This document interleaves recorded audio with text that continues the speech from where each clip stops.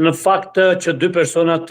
i njoh dhe veprimtaria e tyre është mjaft e njohur. Fillimisht Bedri Shabani është nga komuna e Shtërpsës, i njëjti kishte shërby qysh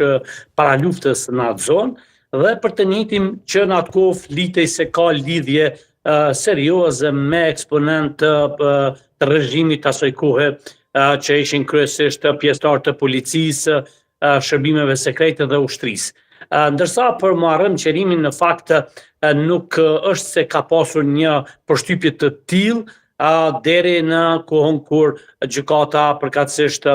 prokuria me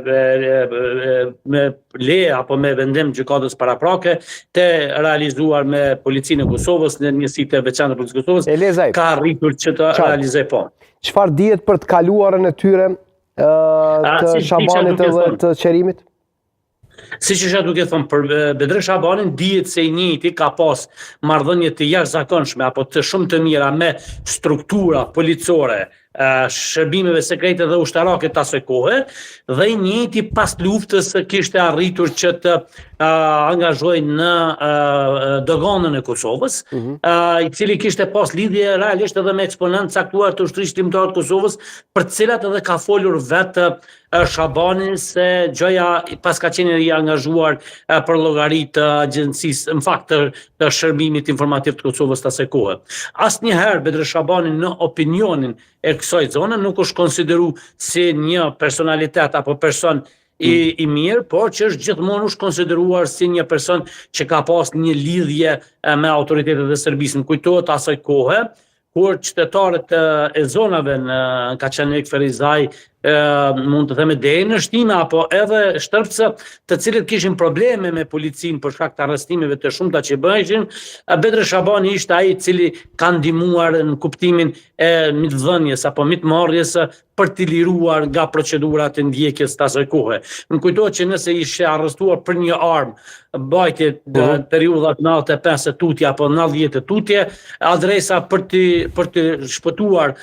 burgosit, dhunës, tutje ka qenë në atë kohë Bedri Shabani. Por, sa i përket arrestimit aktualisht... Me kaq autoritet? Po, me kaq autoritet, po.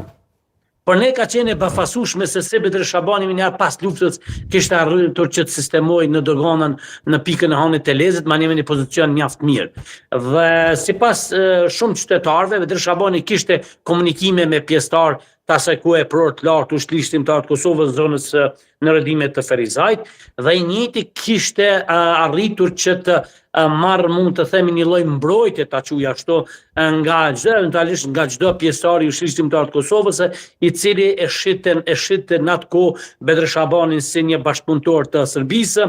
por që i njëjti kishte arritur që të ndërtojë marrëdhënie të mira me prorë të lartë ushtrisë shtimtare të Kosovës në regionin e Ferizajt. Ajo që është shumë e rëndësishme të themi se deri në këto kohë kur Shabani ishte arrestuar, për ne njihej një person i cili gjithashtu kishte lidhje me serbët në rregullimin e pasaportave të Serbisë, ku një pjesë e qytetarëve kishin nevojë të udhtonin në disa vende. Bashkimi Evropian ishte lehtësisht për të marrë vizë në atë kohë, ose një kohë derisa u futën koordinatat kanë udhëtuar me pasaportat të Serbisë drejt vendeve të Bashkimit Evropian, derisa Serbia ishte liberalizuar, po ashtu edhe sidomos udhëtimet e afaristëve të cilët janë bërë në drejtim të Kinës, ku Kosova nuk ishte mundësi për shkak të marrëdhënieve që ka me Kinën. Por në asnjë rrethon nuk ishte dëgjuar që Bedri Shabani të ketë aktualisht lidhje me shërbimin sekret këtë razbia. Për ne është shumë interes që gjykata të arrijë që të siguroj provat e mjaftueshme nga këtë akuzë e Prokurisë së Republikës Kosovës, Prokurisë Speciale, që të njëjtit të i jap një dënim të merituar. Në të kundërtën, besoj që do të jetë mjaft e rëndë nëse ne do të dështonim që ta vërtetojmë se Bedri Shabani ka kryer. Ndërsa vetëm e pak lutem, ndërsa për marrëm